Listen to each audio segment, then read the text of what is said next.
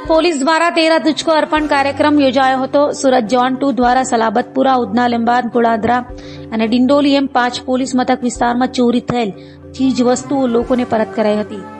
Surat police દ્વારા ચોરી કે લૂંટમાં ગયેલ મુદ્દામાલ લોકોને પરત કરવા માટે તેરા તુझको અર્પણ કાર્યક્રમ યોજાય છે।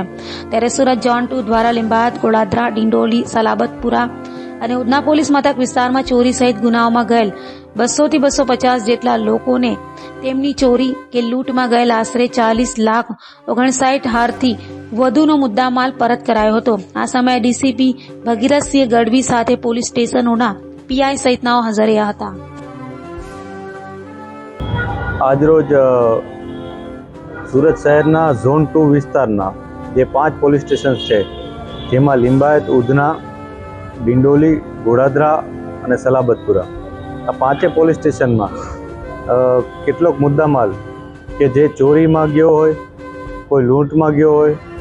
અથવા કોઈથી ખોવાઈ ગયો હોય, ક્યાંકથી પડી ગયો હોય, એ તમામ મુદ્દામાલ જ્યારે પોલીસ ડિટેક્શન કરી અને રિકવર કરે છે, ત્યારે એના જે હકદાર લોકો છે એવા એ અરજદારો અને ફરિયાદીઓને એ પરત આપવાની એક પ્રક્રિયા, એક ઝુંબેશ અમારા સીપી સાહેબના પોતાના કોન્સેપ્ટ હેઠળ ચાલી રહી છે, જેનું નામ તેરા તુझको અર્પણ એ શીર્ષક હેઠળ અમે આ કાર્યક્રમ ચલાવી રહ્યા છીએ। આ કાર્યક્રમ અનુસંધાને આજે આ 5 પોલીસ સ્ટેશનના કુલ 191 મોબાઈલ, 21 વાહનો, સોના ચાંદીના જે દાગીના જે ચોરીમાં અને ઘરફોડમાં ગયા હતા અને રોકડ રૂપિયા, એમ કુલ મળી અને કુલ 40,59,000 રૂપિયાનો મુદ્દામાલ અમે આજે અલગ અલગ ફરિયાદીઓને પરત આપેલ છે, જેમાં કેટલાક ભોગ બનનારાએ પોતાની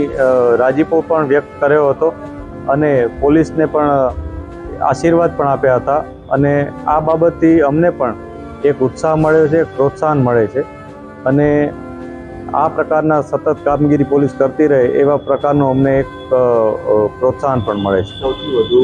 મુદ્દામાલ ક્યાંથી રિકવર થયા, કેટલા લોકો?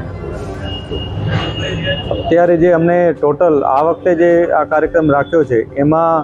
ઉધના પોલીસ સ્ટેશન વિસ્તારના 17,10,000 જેટલો મુદ્દામાલ ઉધના પોલીસ સ્ટેશન દ્વારા રિકવર કરવામાં આવ્યો છે, જે અમે ફરિયાદીઓને પાછો આપેલ છે।